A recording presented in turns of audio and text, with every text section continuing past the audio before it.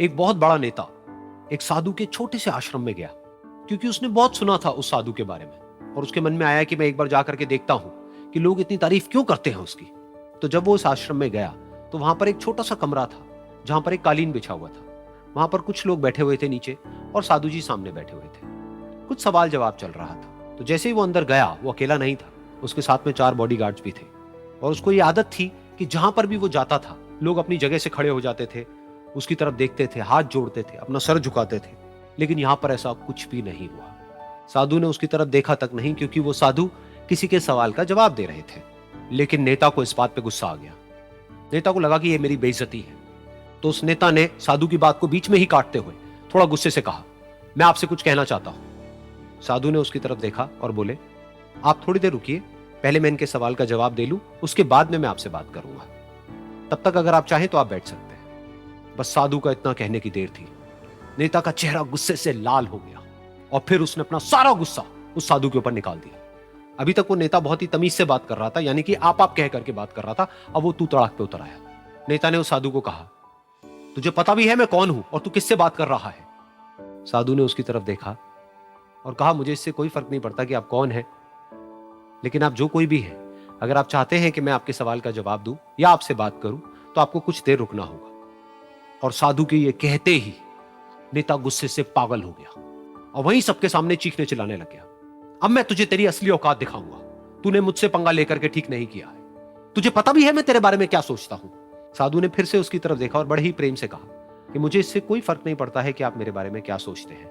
आप जो चाहे वो मेरे बारे में सोच सकते हैं। फिर उस नेता ने बोला कि तू चाहे सुनना चाहता है या नहीं, लेकिन मैं तुझे बताऊंगा यही सबके सामने कि मैं तेरे बारे में क्या सोचता हूं। तू एक बहुत ही घटिया इंसान है। तू कोई साधु नहीं है, तू एक ढोंगी है, पाखंडी है और यहां पर जितने भी लोग बैठे हैं उन सबको बेवकूफ बना रहा है। तेरा बस एक ही मकसद है कि इन लोगों की जेब में जितना भी पैसा है वो सब तेरे पास में आ जाए। तू अपने फायदे के लिए इन लोगों का इस्तेमाल कर रहा है और अब मैं तुझे नहीं छोड़ने वाला। तेरा पर्दाफाश करके रहूंगा पूरी दुनिया के सामने। लेकिन उसके इतना बोलने के बाद भी उस साधु के चेहरे पर हल्की सी मुस्कान बनी ही रही। ये देखकर वो और तिल मिला गया और उसने कहा, अब बहुत हुआ, अब मैं यहां 1 मिनट भी नहीं रुकने वाला। लेकिन अभी भी तेरे पास में मौका है। अगर मुझसे माफी मांगनी है या मुझसे कुछ कहना है तो कह सकता है। इतना सब होने के बाद भी साधु बिल्कुल शांत था और उनके चेहरे पर एक मुस्कान थी। उन्होंने अपनी आंखें बंद कर ली। फिर साधु ने अपनी आंखें खोली, हाथ जोड़े और कहा कि मुझे आपसे कोई गिला शिकवा नहीं है। मेरे मन में आपके लिए कोई भी गलत ख्याल नहीं है। जो भी आपने मेरे बारे में कहा वो आपकी अपनी सोच थी। तो मुझे आप में कोई भी बुराई नजर नहीं आती है। मुझे आप एक बहुत ही भले इंसान लगते हैं। और साधु के इतना कहते ही नेताजी का दिमाग 7वें आसमान पर पहुंच गया। उनके चेहरे पर एक अजीब सी खुशी थी, क्योंकि उस साधु ने वो ही कहा जो बाकी सब लोग उस नेता को कहते हैं। और वो खुशी खुशी उस आश्रम से अपने घर की तरफ चला गया और जा करके अपने पिताजी के साथ में बैठ गया।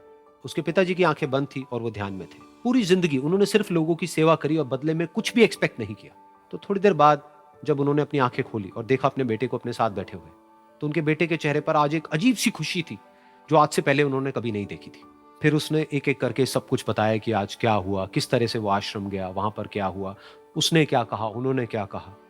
तो जब इसके पिताजी ने पूरी बात सुनी तो थोड़ा सा मुस्कुराए और अपने बेटे को देख करके बोले कि उन्होंने तुम्हारी तारीफ नहीं करी है, क्योंकि उन्होंने वो नहीं कहा कि जो तुम हो, उन्होंने वो कहा कि जो वो खुद है।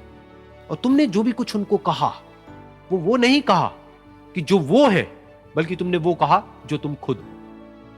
यही बात वेदों में भी कही गई है, यथा दृष्टि तथा सृष्टि। ये दुनिया तुम्हें वैसी नहीं दिखती है जैसी कि ये दुनिया है। ये दुनिया तुम्हें वैसी दिखती है जैसे तुम खुद हो। जिसकी नजर जैसी है उसके लिए ये दुनिया वैसी ही है। तो अगर तुम अपनी दुनिया को बदलना चाहते हो तो उसका सिर्फ एक तरीका है, अपनी नजर को बदलो।